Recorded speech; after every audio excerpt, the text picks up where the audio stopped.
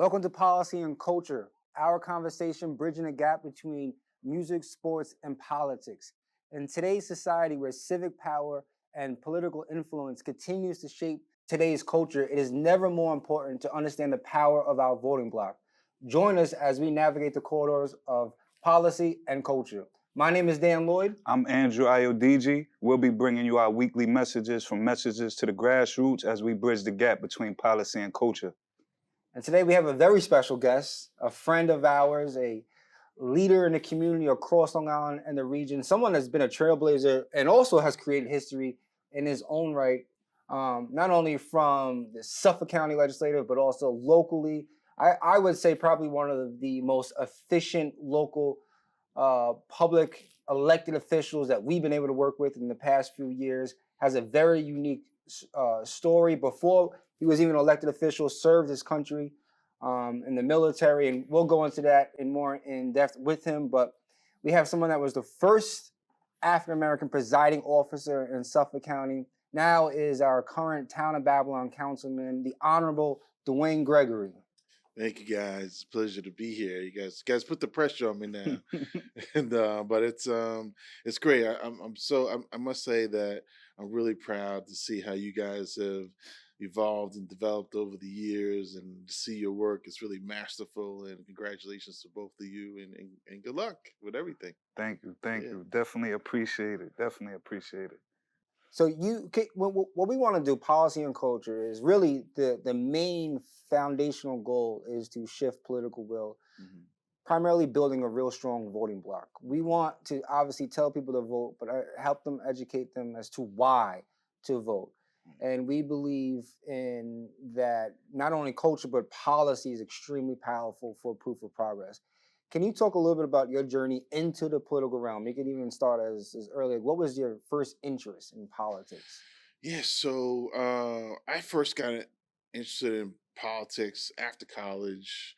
I graduated in 1991. There was a recession at the time, and I didn't know anyone that was involved in politics, to me, it was almost like a religious experience. I literally woke up one day and said, you know what? I want to get involved in the community, volunteer, work with different community groups. I felt like I had to give back and help elect people that could help change the economy around, create jobs. And something I didn't expect. I fell in love with it. I felt empowered. I was 22 years old. I was like, wow, I'm having an impact on the community. And before I knew it, people say, hey, you're a smart guy, you got energy, you ever think about running for office? And I hadn't. But I planted that seed. Yeah. And then I got more involved, and eventually I got the opportunity to run. And so that's kind of how it started for me. You're native Long Islander, right? Yep. I mean, technically, I was born in the Bronx. Okay. But my parents had moved out here when my mother was pregnant from the South Bronx. South Bronx. South Bronx. Yeah, I was born at Lincoln Memorial Hospital, South Bronx. It was interesting. I was born February 10th, 1969, and big year. And it was a major snowstorm, so my parents had to drive in a snowstorm all the way to the Bronx to have my brother. I'm a twin. I'm an identical twin, and born in the Bronx, but lived here, most of my life, other than when I was in college and in the military, and it's interesting. It's interesting, as you know, it's an interesting place, but I'm proud to call it home, and we got some things to improve, but it's no other place that I'd rather be. That's amazing.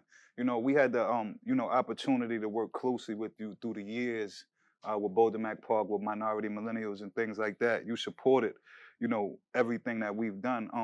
What was it that made you, kind of tap into the grassroots level like that? What is it that kind of intrigued your interest? Because we just began, just started. Mac Park was, something that was just kind of a thought in my head. What made you kind of understand the significance of it early? Well, I think as someone who's a community leader, who's elected to represent the community, is really understanding and buying into other people's vision. I mean, you guys came in, you were convincing, and you made it not only an important vision, but you made it believable. You know, there's something that could be achieved, and you were looking for support. Mhm. And I think as the representatives, elected representatives, or even just community leaders in general, I think we gotta be there for those that are coming up through the ranks. You know, I realize that I'm not always gonna be here. Um, you know, sometimes you'll see people that say, "Hey, you know, I'm here, it's just a place for me." But I believe in pulling people up and providing opportunities for people. And you guys, I mean, look, you know, you went from that to this, and you're doing other things. So you know, it's really just you guys presenting yourself and believing in yourself, because Mm. that's contagious. You know, Yeah. people feel it. You know, when you believe in your vision, and they want to buy into it.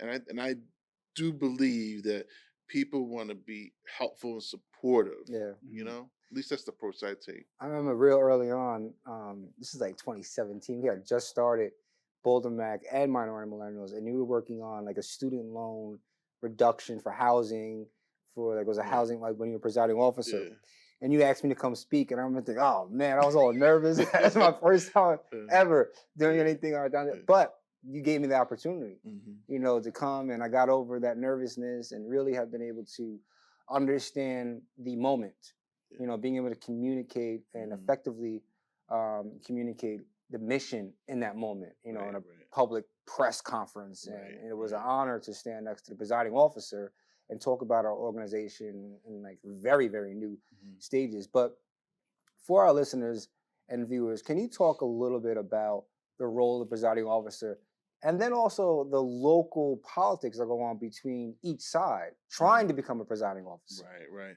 Yeah, so the presiding officer, you know, unfortunately, most people don't really pay attention to local government and local office. So the clearest analogy I can make is like, you know, the presiding officer is like the Speaker of the House Hmm. in Washington D.C. and the House of Representatives.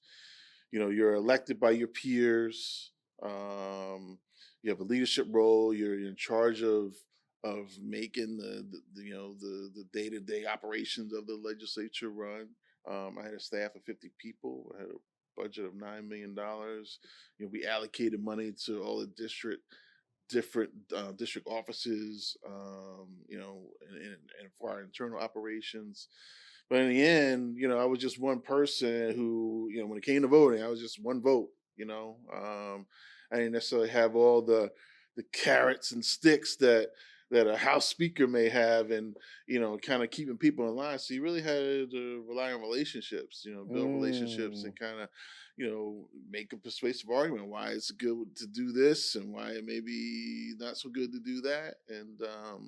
So yeah, it was the greatest opportunity for me to serve as presiding officer. It was something that I never imagined that I would ever have the opportunity to do. But certainly it was a great opportunity. And you know, because you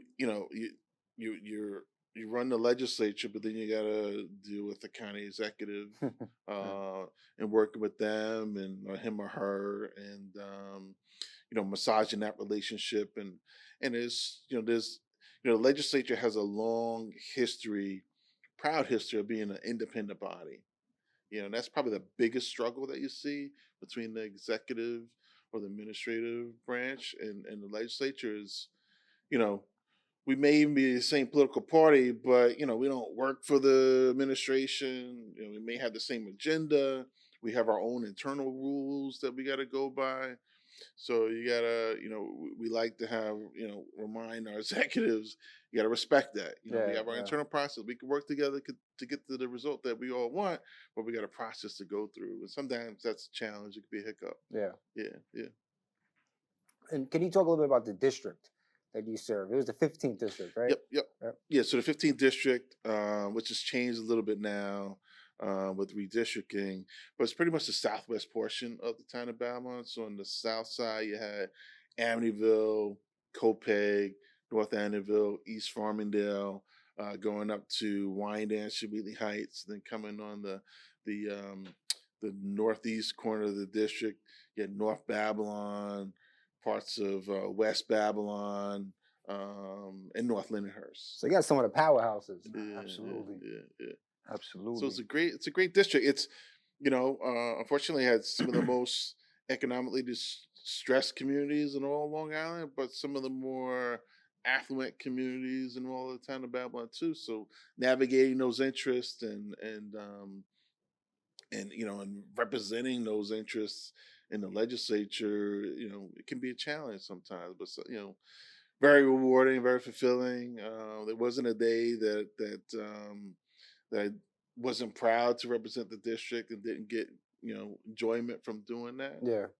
Certainly, you have to make some tough decisions sometimes that aren't enjoyable, but overall, it was a great experience. Yeah. Two things now, and these questions kind of like correlate because, like I was just telling the assemblywoman earlier, politics are rather kind of taboo, more so like not really important in our neighborhood. We really don't understand it, right? And I didn't really understand the significance of politics, starting Minority Millennials, starting Boulder Mac Park. I was just doing these things to really get active in my community. Like starting Boulder Mac, I did that because I was a basketball player. I had a basketball background. I really didn't understand the significance of the community engagement, right? So as a elected official, as a leader in our community, right? What was that we did when we had them at the cafeteria in Farmingdale, right? So that was Millennials Connect. It was just one of our first events that we had. Yeah. And Dan is explaining to me the politics and how things work, explaining to me Boulder Mac and stuff like that. And I began to kind of look into your story. I've been kind of begin to study you a little bit, coming from Central Islip, being a county's presiding officer, right? And sometimes we don't know that we're kind of changing the narrative of what we're doing.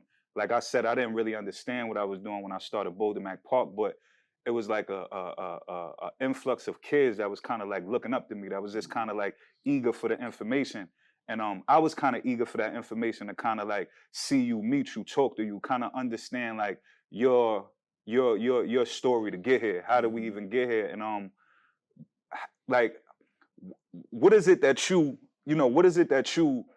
embody as far as like the narrative changing thing for young Black men to get involved in politics like that? Because I feel like it's kind of not a barrier, but it's just kind of like diluted for us to kind of get into that realm a little bit these days.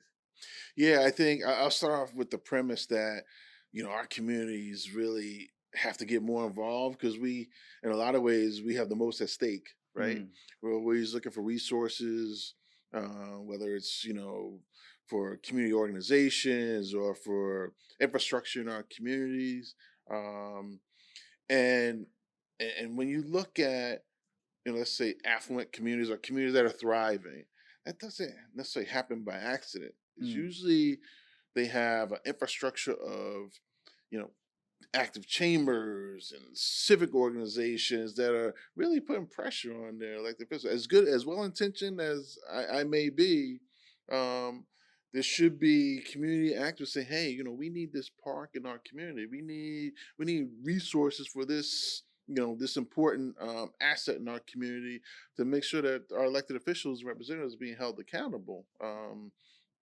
And so it's important for people to get involved, and I think people get intimidated when they hear that because, like, I'm working 2 jobs or a job, I got 2 kids or whatever. I don't have free time to be going to town hall meetings. But even just reading more about it, being more up to date on what's going on, and giving what you can, as far as time commitment. It doesn't take a lot, but I say all that to say that your decisions are going to be made whether you're involved or not, and then the brass politics of it is that when people feel that you're not paying attention, you're going to be ignored, or you're not going to be given as much attention, right? Because the people that are squeaky wheel, gets the grease. Like if we make this decision that's going to negatively impact this community, and we don't hear anything about it, hey, some people are okay with that. But we know we do it in another community, and they're gonna bring like 50 people to town hall or whatever the case may be. Like we want to avoid that smoke. You know what I mean? So that's really just the brass politics of it. So being active, showing your face, even if you don't say anything, like person was at a meeting. Like, who is that? They just sat in the back. Like, you get attention. People notice that, So just showing up, letting people know that you're aware. That in itself can be the involvement, the contribution that one individual makes, and that could change the dynamic. So I want to take it back real quick because I forgot you were from Central Islip. You went to Central Islip High School or no? Yep. Okay. Graduated 87. When? I'm dating myself. 87? Yeah. That was a good year. I was 86. I was born in 86. I was born in 88. I wasn't even born yet. 80s babies. Well, when you was just about to walk, I was graduating high school. Talk a little bit about, because I know obviously it's music, sports, and politics. And I'm not sure if you played any sports in high school or not. I don't look like it, but you look good. I was all county. Oh yeah? Yeah. Okay. Track, soccer, play a little basketball, play football. Okay. But I remember you mentioning something about music back in the day. You were involved in music, right? Yeah, a little bit.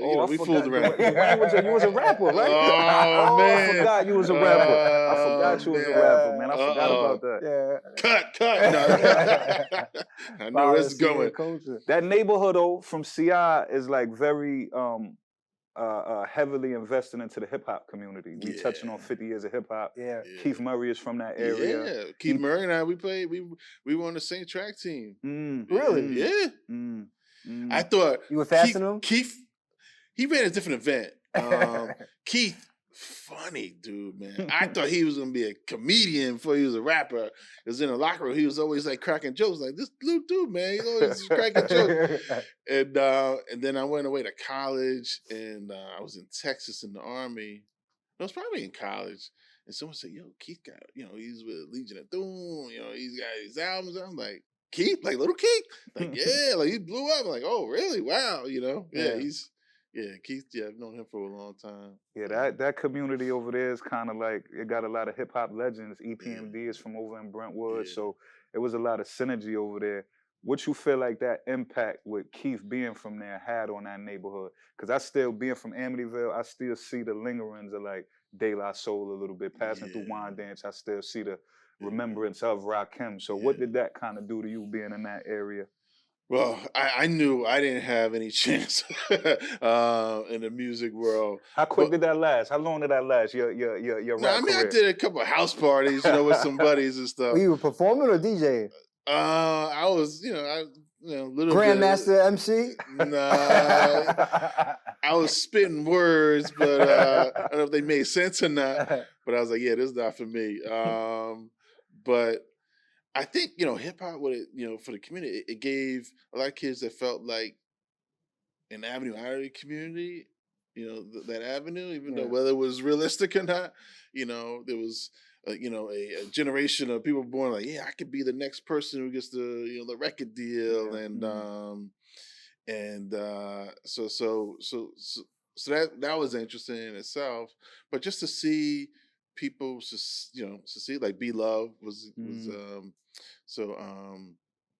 so I know he's the one that created the phrase Strong Island. He put out a record you probably never heard of, never hear, but that's the first time I ever heard of Strong Island. And I remember growing up, there was a young lady I was dating in the wine dance community. She was close to Rakim, and I did a lot of stuff growing up as a young man, young kid, in the YNS community, and seeing people come out of that community contribute to the rap game, and so it was a great. I loved growing up in CI, middle class community, people scrapping to survive, and this is Long Island history right here. Our councilman was outside. You just heard him say he was in wine dance from CI to wine dance. That's not a usual jump right there. It's usually like a Amityville wine dance thing. You guys kind of Brentwood, Bay Shore, so. To see you come out that way, that's pretty intriguing right there. Yeah, I like that. I had some street cred because I like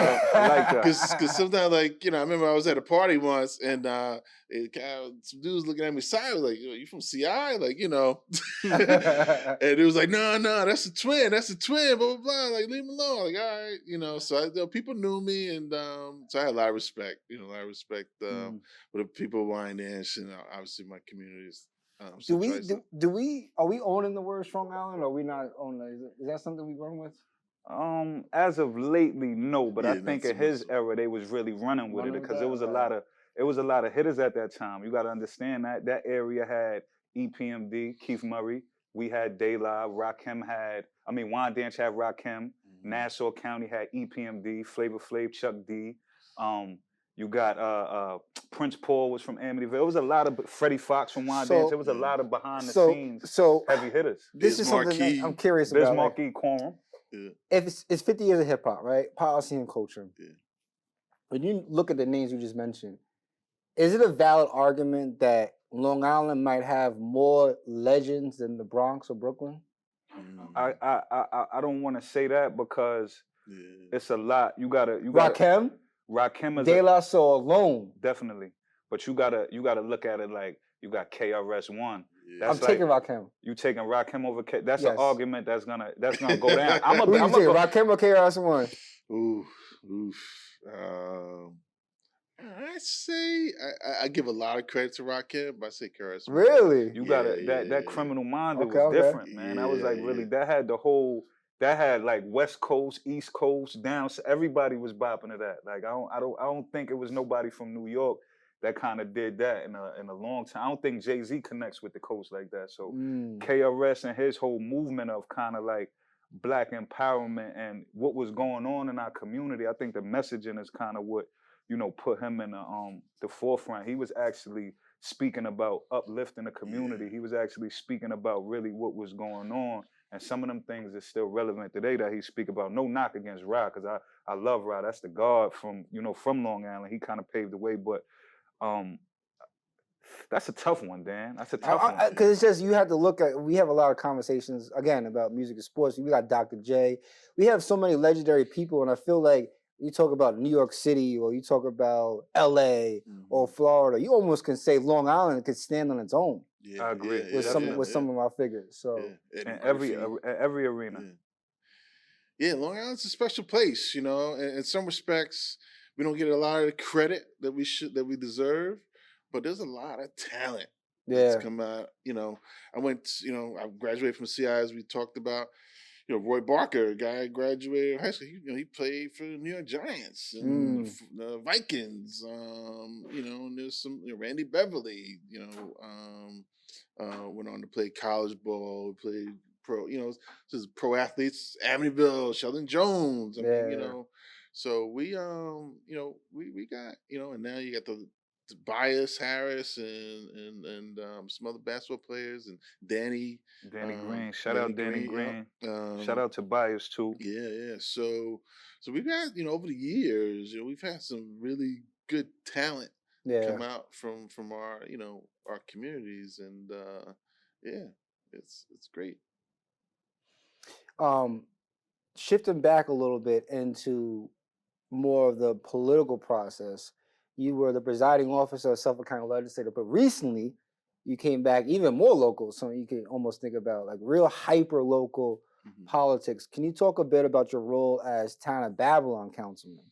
Yeah, so there's, for those who may not understand, because we get this question all the time, people call the office and they're not sure, they don't know the difference between federal government, county, state, town. As a town councilman, you're on the town board with the town supervisor. And we all kind of take different roles. Someone oversees like parks, and someone else oversees public safety. My kind of area of focus of what I'm chairman is human services, so our senior centers, our food pantry. But it's we're responsible for all the town services and town roads. So whether it's our senior centers, our youth centers, all our different programs, making sure that that the town functions properly, that your garbage gets picked up, potholes get filled, and things of that nature. It's the local, it's the most local that you can get, other than being in a village, which is good. It's different than being a county legislator, where I'm not saying you're not local, but you don't deal with those issues that affect people necessarily on a day-to-day basis, as a councilman does. Yeah. What would you say that you know your time doing what did you enjoy better? Was it the councilman position right now? Or was it working in the legislature? It's both are different. Both has its benefits. I would say the commonality is constituent services. You know, you both deal with constituents and issues. And you know, at the local level, it's you know, people come to a board meeting and say, hey, you know, you guys are putting up this development in our community. You know, this is what we don't like, or you know, this is what's going on. Um, at the county, you know, you could deal with the same issues, but it was more homelessness. And like I would, you know, have someone come to my office, say, hey, you know, I'm gonna be evicted, you know, I need, you know, I went to DSS, you know, I need help. They're not doing, I'm having issues with them, and so we advocate on their behalf, or other agencies in the county. So as elected official, we're really kind of like an advocate for the people. Because usually it's a problem that they're looking to get solved with an agency, or they're trying to learn how to navigate a certain system, and we kind of, we help them through that process. So that's what joy I get out of it. Being in these fields, right?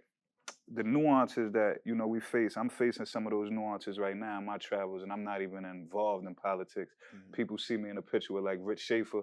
It's just a bunch of like accusations and allegations of, yo, you robbing money from the community, you're a sellout, so on and Mm, so forth. mm, Me knowing you personally, I see guys that you kind of groom. We spoke about Jason Richburg. I seen him kind of with you in the earlier stages. We know Marcus Duffin right here from the Amityville community. These were some of the kind of guys that I seen you kind of like groom in these 8 years that I've been around you guys. Explain to me the significance of that, just being a black man in this realm, and also keeping those principles to the black community, to where it's just like, no, I'm not a sellout. No, I'm not cutting us short. I got a seat at the table, and this is going to give us the best situation in our community for our quality of life. yeah, yeah. That's unfortunate that our community does that. But then, 'cause I've had those same comments made. People automatically, people don't like politicians, uh, and then you associate with certain people. It's like, oh well, you must be doing this because Mm, I don't like politicians, as opposed to just giving someone the benefit of the doubt and say, okay, well, prove me wrong. mm, But my involvement with Jason and Marcus and Kimberly is, again, like, I'm here to get work done. I wanna help the community, um, and putting people in place of the same mindset, mm. that giving mentality, that they really want to see improvements in the community, is people that I support and I try to surround myself with. Mm, Um, and because I've had people over the years that it was, that their proximity to me was all about them, and they mm, weren't really about the work. And mm, it's and we severed those relationships. But mm. the people that stuck around and said, hey, what about if we do this or we do that? This could be really benefit the community. Those are the people that were able to stick around, and we were able to work together and collaborate. Because in the end of the day, it's especially when I was a county legislator and as a councilman too, you represent people in hard times, Yeah. right? And there's a lot of need out there, and you're out there trying to serve yourself. People see that, I would think, pretty quickly. But if you really invested in the community and improving the community, you can't solve every problem. But if you intend to try to solve problems, you can really get some work done and use the opportunity. And saying that, working in times of distress, right?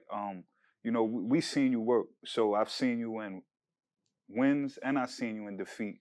And I want to say your morale kind of never changed. You kind of showed up to work still the same day through all of that turmoil and stuff like that. So how important is it just to really have like a healthy mental dealing with Yeah. this? Like, what is it that gets you through? Because I done seen you take major wins where you like just shifted the whole kind of like political platform. Then I seen you go through losses, but also come back the next day to show up to work. And talk about the loss a little bit. Talk about the congressional race, Hmm. what the scale of that, the Hmm. first one, the second, just a bit about what.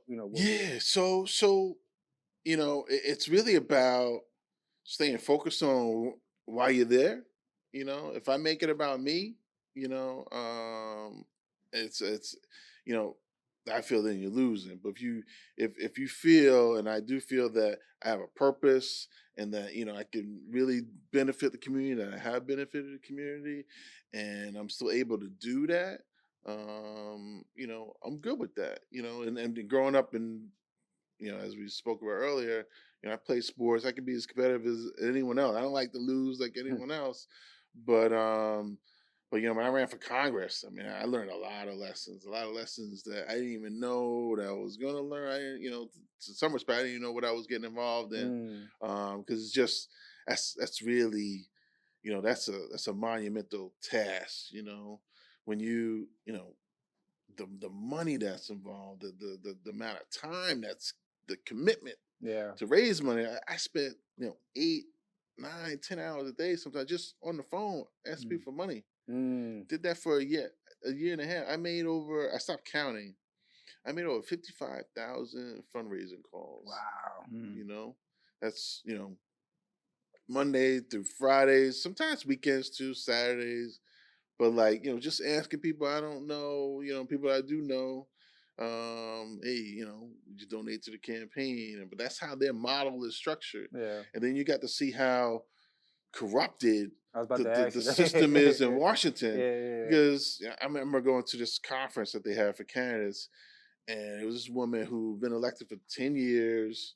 She got a leadership role. She's talking about how she spent 40, 50 hours a week fundraising. So I'm like, this I, doesn't end. Like, I'm thinking, all right, I got to suffer through this as a candidate, but she's telling me, nah, like, you know, this is going to be your life. You know, you're going to spend 50 hours a week calling people for money, you know? And I'm like, wow, like, how do y'all, you know, all these people on, you know, TV that we see them debating, they're like, how do y'all get time to, you know, to legislate? And the truth is they don't. That's a lot of time you hear they say they vote on stuff and they don't even really know what's in it because they've yeah. never really had the time to read it, you know. Mm. So they're getting briefs from their staff, but it's just it's a system that has to be fixed. There's too much money involved in it. I don't think it'll ever be changed, but it you know, should be changed. At least we could change where the money's coming from. I'd have more transparency. Um, Yeah, because then too much. it's special interests and those that have Yeah, access to capital that can shift political will. they have the real power. And then that goes back into the whole purpose of even this platform is to establish a strong voting bloc because you understand how powerful that is Right. to ensure proof of progress, but then also to ensure that power is in the communities that really need the most support Right. and advancement. And you mentioned economic development, and this is, I think, a good transition into that because what are some ways that our communities, and you do a lot of work with real estate, I've noticed lately, can really truly build generational wealth and utilize economic development initiatives to kind of build that voting bloc and really have true political power, as you said, because we know how this all works. Yeah, so like the wealth in our community was, you know, stripped from us, you know, through discrimination and segregation. Um, and there's so much money in our community, but we don't bring it together, you know, and we're not focused on I think a certain agenda to really empower that power of the purse that we have. And I think we should have more conversations about how we can collaborate and work together. But you know, as I get older and you really start to see the ramifications of slavery, as a kid growing up, you know, you hear people say, "Oh, slavery really did this." Community, like, yeah, obviously it was a horrible thing, but you know, I didn't really understand the ramifications of it. But now, like as you get older and you see more experiences, you realize, well, yeah, ripping people apart from their families and the distrust that the community has and how that power was taken away from us, but also seeing the resiliency in our community, the things that we suffered through, that we're still here, still surviving, still trying to make it work. How do we utilize that to really empower our communities? You know, how can we trust each other more? You know, I think that's very important too. Me and Dan speak all the time about characters in the community, and you know, seeing it I think that our community is hurting itself at this point. Mhm. Like you said, it's a lot of funding out there. We Mhm. have youth centers that's just desolate, that's not being used. They getting, thousands and hundreds of $1,000s in funding to really emphasize on these specific parts of the community. These young men are not really getting no um after school activities, after school training, processing, programming. No one's really being held accountable. Even in our churches, I feel like in the black community, it's not really, helping the root cause. It's not really getting to the grassroots. The messaging is not really changing. I really think it's just going along, keeping the status quo.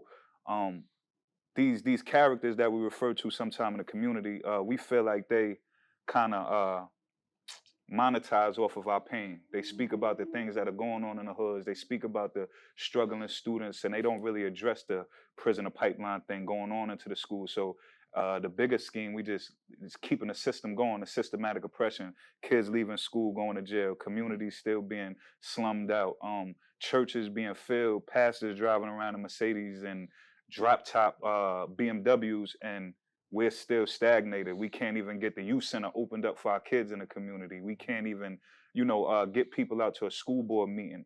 How is it that we, address these things and also kind of change that narrative and identify these characters in the community as well? Mhm. Yeah, I think we have to have our coming together and say, a consensus as to, okay, what's the agenda for our community and who is best suited to bring that agenda to fruition. Mm, Not, I think my experience over the years is I think, we allow personal agendas to overcome community agendas. Like I've mm, literally been invited to meetings. Okay, we want to meet. And well, we don't want this person on. We don't want that. Like, why don't we want that person? I don't like that person. Well, why don't mm. you like that person? Oh, well, they slighted me. Well, they slighted you. I don't know. Something happened 20 years ago. They can't even explain why. Like, you know what I mean? Like, let's put that aside. I'm willing to sit down with anybody, Mm, and say, hey, what's best for the community, you know, um, and do that. But, that's a big barrier. We kind Yeah. of look at each other sideways, like, yeah, I don't like that dude. And I mean, I remember being at a town board meeting and someone came up to me and said, "Well, I heard you spoke to, who you spoke to someone." So, I was like, "Yeah." I said, "I'm an elected official. I will speak to everyone." mm, Oh, I don't like that person. That must mean you're my enemy now. I'm like, really? It's like that? Like, because I mm, spoke to someone? Like, you know what I mean? Like, we got to put that stuff aside and say, is your personal agenda take priority over the community's needs? mm. 'Cause if so, then that's kind of arrogant and I think ineffective. How do we put our baggage aside, come together and say, okay, I don't like you, you don't like me for whatever reason or whatever case may be. Maybe not even say that, but let's put everything aside, come together because our community's needs are greater than our own personal beefs. Absolutely. Yeah, that's a great point too, because when we talk about civic identity, civic participation, the strongest communities, or let's just say societies in history, always had a unified vision. They always had a unified goal of how can we make our community, our society bigger, Mhm. stronger, more effective, more powerful. And history obviously was to try to take over another community. So we're Mhm. not doing that Right, anymore right. in modern society.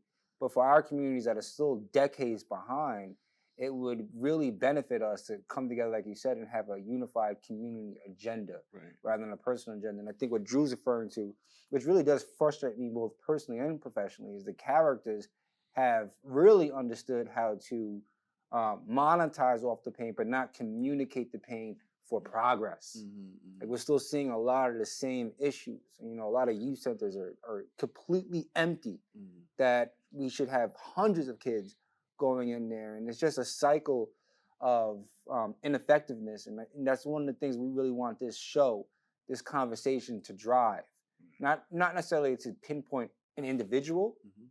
but in a way to pinpoint community issues Right. so that right. we can hold them accountable, kind of define characters, again, not individuals, characters, and start addressing them so that in the next 10 years, we're not having conversations about our individuals, our young black and brown women and girls getting into unions, Mhm. getting into apprenticeships, having home ownership, understanding financial literacy, truly being financially healthy, making a living outside of music, sports, and understanding the power of politics. If we can get this in the next decade, we'll have a really strong, resilient, not only for our community, but for the entire nation. Right. America itself, Right. the world will be truly effective and be able to thrive. So we're doing this on a local level. We're having a local conversation, but that we all know that's really what it can thrive the economy. Yeah, no, I agree. And, I think I've had this conversation several times. Like here in the suburbs, minority communities and suburbs are at a disadvantage. Kind of the attention goes to the inner cities and a lot of resources, a lot of organizations. It's almost a thought that, well, you guys made it out to the suburbs, you've made it. Like, no, maybe we still got our own struggles. So how do we kind of? I'm a person who strongly believes in that. We can't. It just doesn't make sense to keep duplicating, doing the same thing over and over, expecting a different result. Yeah. I like thinking out the box. How can we do things differently so we can achieve a better result or the result that we want? And also, making sure that it's not about us individually. I'm very conscious of I'm not always going to be here, but doing what I can to uplift the future leaders of tomorrow. And it's been great to see millennials really take the helm of social justice and empowerment and create their own voice. So supporting that, but as someone who's not of that generation, recognizing that the generations behind us, they communicate differently. I'm not a big social media person, but recognizing that millennials are big on social media. That's how they communicate, and they may think differently. Doesn't mean if you think differently that's not effective, but just recognizing those differences and embracing those differences and bringing it to the table, because if right, I get frustrated too, and that's why like wine edge, people for years. Like I said, I've been in wine edge since I was 19 years old, and I know the community, the people there, they're great. And then when you see the school district, you see some of the stuff that goes on, and people say, "Oh, well, I'm for this policy, that policy." I'm like, well, in normal circumstances, I'm not for, say, charter schools, right? But I think in this particular instance, I'm open to it because I'm tired of people saying, "Well, we need new leadership." Well, the leadership changes. You still have the same problems, So it's not the perfect solution, but I think, it's just born out of a frustration, And I certainly recognize the challenges that charter schools have and stuff that need to be corrected. But and it's interesting talking about charter schools, and we're going to go into a little more of a fun conversation with back and forth policy and culture. But with charter schools, it is interesting because I have nephews and nieces that go to charter schools because one was in Hempstead and one in Union, now in Wyandanch. And when you ask the parents of the children that go there, they seem to really take a value of it. They like the charter school, and so I think there's a discussion to be had as is this providing some type of sense of success for families that may not have felt like they've had success in the public school system and education? Not to say that a charter school is better than a public school or that it's needed, but the conversation should be to the parents of the children and the students that are attending those schools, not, in my opinion, so much of unions or elected officials. If we're going to talk about education, it should be the parents that can give some feedback. Are their children benefiting from this platform? Yeah, and you see, like I remember being in a principal's office, who I love. Sibley's is great. With tubes literally coming from the ceiling into buckets because the budget was allocated to fix the roof. Yeah. I remember someone came to me, a friend, a colleague that I met that lived in another township. His 13-year-old daughter at the time did a book drive, collected 3,000 books because she had read an article or saw a story that they didn't have books in the library, and then tried to donate the books, and they gave her a hard time. So they contacted me about, how can you make us, get an entryway into the district so we can donate 3,000 books that my kid collected. Sometimes you just got to look at things a little differently and say, okay, what's important here? How can we make a change? because really in that situation, it's gotta be about the kids. Because every day they're not being educated. Is every day we're ensuring that they want to either live in poverty, involved in the criminal justice system, more likely not to go to college, and that shouldn't be their future. Yeah. Shout out Principal Sibley's too on Wine Dance, man. Really turning those boys to men there with the Kappa Leaguers program, man. What he's doing out there is great, man. So shout out to him. Yeah, shout out to Sylvie's. Definitely a strong leader that our community needs. We're gonna wrap up. We have a couple of questions. Like again, it's policy and culture. All right. So we're gonna throw some names at you, 2 names. You got to pick one, Okay. and it doesn't necessarily matter about who would be more effective or not. Just in your opinion, who you would Okay. want to be around if you had one choice. All right. All right. All right. So let's go with Barack Obama or Jay-Z.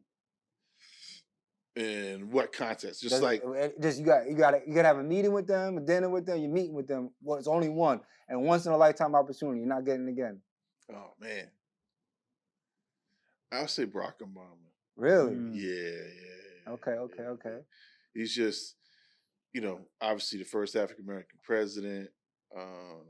Notice I said first, but just, I'm a person who likes to study speeches and how people give speeches, and it's just, he's I'm just amazed at his delivery and his techniques and just his background too. He's obviously a brilliant person, and he's got a little jazz to him. He's a little. I think it'd be an interesting conversation. Jay-Z, brilliant businessman. But I would love to meet with him too. But the priority is certainly Barack Obama. Okay. You got any, Drew? Let me think. You going Jordan or LeBron? You talking about like better or to me? Who's the GOAT right now? Jordan or LeBron? This is Jordan. Are you still going Jordan? Yeah, I'm going with Jordan. Okay. LeBron's creeping up. He's creeping up. I gotta give it to MJ. I don't know like if he's that. creeping up. It seems like he's creeping down. We not listen. Yeah, hold on. he is getting a lot less playing time. We gotta wrap Shout this out up, Steph Curry, but we're man. not even gonna do this. I knew he was going there. We not even gonna get into that. We're Shout not out even Steph getting into that right now. Light skin. But nah, DuWayne, man, we really appreciate you. Coming through, man. It's always good to connect with you. Always good to build with you, man. And we excited with this show. We're gonna have you back in these next episodes to see the the growth of it. We looking forward to it, man. And we appreciate you for your time. My pleasure. And good luck to you. Where can listeners and viewers follow you out on social media? Oh man, so I'm on Facebook at DuWayne Gregory. I'm on LinkedIn at DuWayne Gregory. Instagram as well. I got a website coming out. We're going to finish the touches of that, but I'll get more about that later. But yeah, and I can be reached at my office at 631-957-3127 or email dgregory@townofbabylon.com.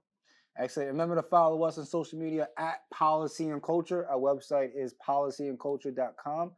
My name is Dan Lloyd. I'm Andrew Ayodeji. And join us in bridging the gap between policy and culture. Thank you.